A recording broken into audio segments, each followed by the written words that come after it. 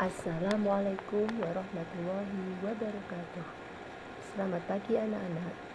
Kali ini kita akan belajar tema 2 subtema 1. Cara tubuh mengolah udara bersih. Pembelajaran 1. Pertama yang kita pelajari adalah mencari informasi penting dari teks. Informasi adalah sekumpulan fakta yang menggambarkan sebuah peristiwa atau kejadian tertentu. Informasi dapat membuat seseorang mengetahui dan memahami sesuatu. Salah satu cara memperoleh informasi adalah dengan membaca teks dengan cermat. Baik, bacalah teks wisata hutan Desa Bumi Gemilang pada halaman 77. Setelah kalian membaca teks tersebut, maka cermatilah peta pikiran atau mind map berikut ini. Berikut contoh peta pikiran yang sesuai dengan teks wisata hutan Desa Bumi Gemilang. Apa yang diusulkan untuk dibuat di Desa Bumi Gemilang? Hutan wisata diusulkan untuk dibuat di Desa Bumi Gemilang. Siapa yang mengusulkan dibuatnya hutan wisata? Para pemuda Desa Bumi Gemilang mengusulkan dibuatnya hutan wisata. Mengapa para pemuda mengusulkan dibuat hutan wisata? Karena mereka jenuh dengan mata pencarian mereka yang hanya mencari kayu bakar di hutan.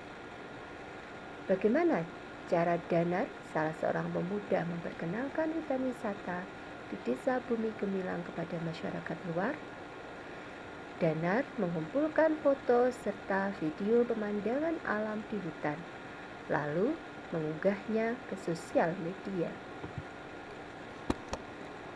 Nah anak-anak, setelah mencermati contoh peta pikiran, sekarang kalian baca buku di halaman 78 dengan judul Pencemaran Udara. Setelah itu, buatlah peta pikiran seperti contoh tadi. Baik, kalian semua bisa? Silahkan kalian buat di buku tulis kalian. Baik anak-anak, kita akan lanjutkan pada pembahasan materi kedua. Sistem pernafasan hewan.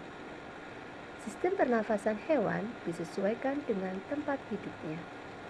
1. Cacing tanah.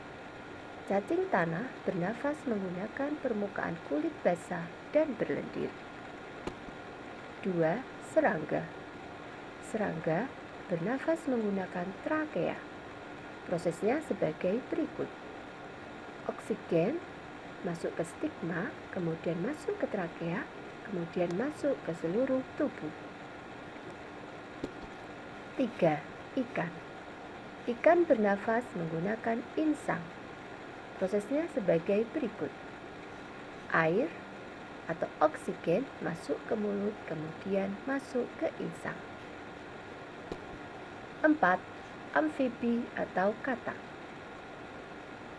Katak di air menggunakan insang, di darat menggunakan paru-paru. Jadi, katak memiliki dua sistem pernafasan, yaitu insang dan paru-paru. 5. Reptilia. Bernafas menggunakan paru-paru.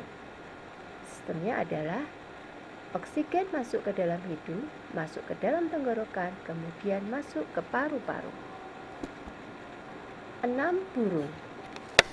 Burung bernafas menggunakan paru-paru saat terbang, menggunakan pundi-pundi udara. 7. Mamalia. Mamalia bernafas menggunakan paru-paru. Prosesnya sebagai berikut. Oksigen masuk ke dalam hidung, masuk ke dalam tenggorokan, kemudian masuk ke paru-paru. Baik anak-anak, itu tadi pembahasan kita yang kedua. Setelah kalian mencermati tentang sistem pernafasan hewan, kalian bisa mengerjakan soal di buku Ayo Berlatih. Identifikasi berdasarkan gambar masing-masing hewan, kemudian apa saja alat pernafasannya. Baik, sampai di sini pembelajaran kita pada hari ini.